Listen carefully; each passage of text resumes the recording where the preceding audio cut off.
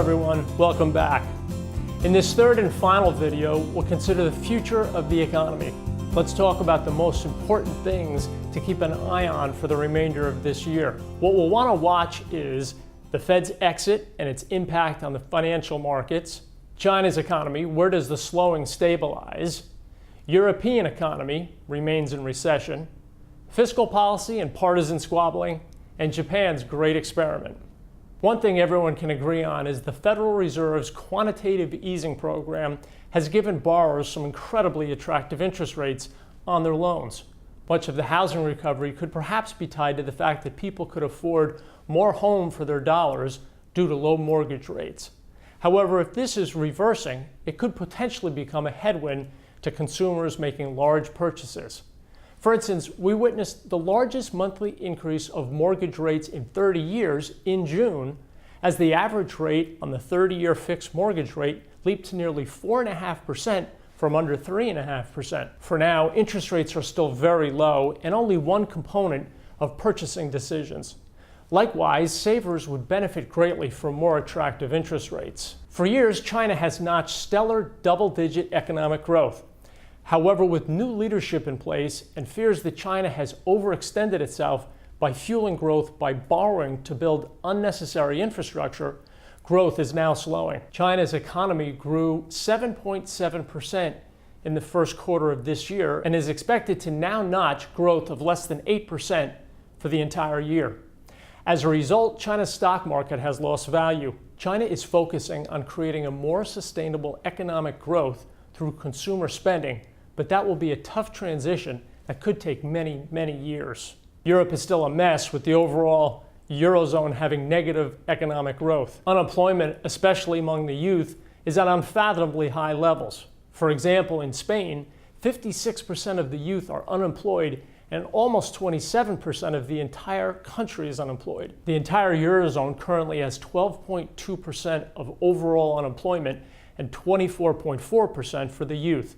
The European Central Bank stepped in to support the economy, promising to do whatever it takes. For now, that did provide a backstop, at least for financial markets. Bond yields on government debt remained at reasonable levels, and a crisis appears to be contained at this point. While the Federal Reserve has been steadfast in its expansionary and supportive stance, the same cannot be said of the fiscal side of government. Indeed, fiscal policy has become much tighter this year. Despite this reality and its drag on economic growth, much work remains before the U.S. government is on a healthier fiscal trajectory. The red bars in the graph illustrate the depth of fiscal deficits following the 2008 crisis. Receipts in green fell, and expenditures in blue rose. Fortunately, the gap is closing. After peaking at over 10% of economic output, the U.S. deficit is expected to drop 4% this year. The forecasted deficit of $642 billion will be the first below $1 trillion since the financial crisis began. For the time being, pressure is off Congress due to favorable receipts and expenditures of late.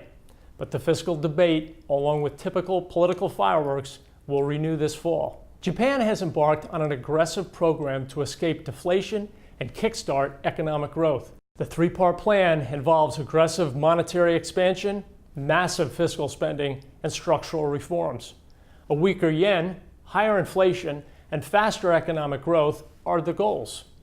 As for the likelihood of success, the jury is still out. While some have doubts, some positive developments have already been seen. Of course, we want to focus on the positive aspects of the economy. The housing market has improved, auto sales are strong, and inflation is in check. We continue to study the markets daily. As always, if you have any questions or would like to discuss these issues, please do not hesitate to contact us.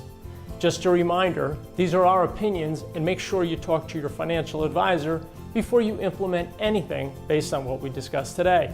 For the benefit of our existing clients, please remember, we only accept a limited number of new clients each year. We want to make sure it's an ideal fit and we can add value to their current planning, because we really are looking for clients for the long term. Who do you know that would benefit from a proactive team that is transparent and that sits on the same side of the table as their client? We put your interest ahead of ours. Thank you for joining us, and as always, please do not hesitate to contact us with any questions you may have. Thank you.